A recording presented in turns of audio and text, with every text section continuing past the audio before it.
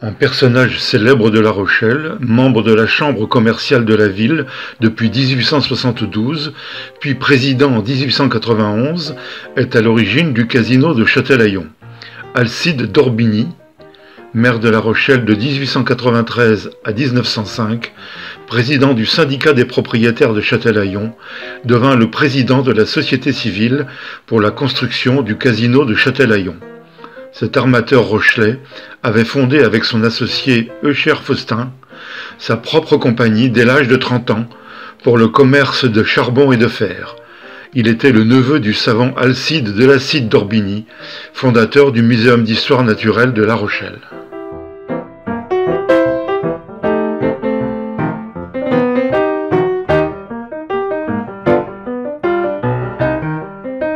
Lors de la première réunion des actionnaires de la société civile du casino de Châtelaillon, en janvier 1893, différents projets et plans ont été présentés. L'Assemblée a donné la préférence à celui de M. Corbineau, architecte diplômé de la ville de La Rochelle. Cette construction sera très élégante et sans arriver à un prix élevé. Elle devra être terminée courant juillet prochain, de façon à pouvoir utiliser ce casino pour la saison à venir. Pierre-François Corbineau devient inspecteur des monuments historiques de la Charente-Inférieure en 1901, puis architecte diocésain.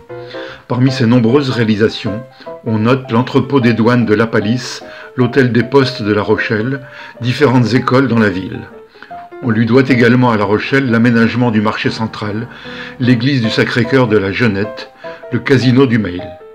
Il réalise la caisse d'épargne de La Rochelle, le café de la plage de la Concurrence et l'hôtel Vieljeu, toujours dans la ville de La Rochelle.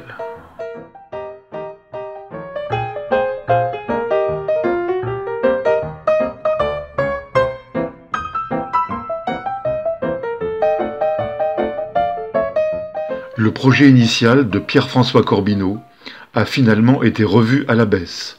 Seul le corps central du bâtiment et 2 ailes sont effectivement construits.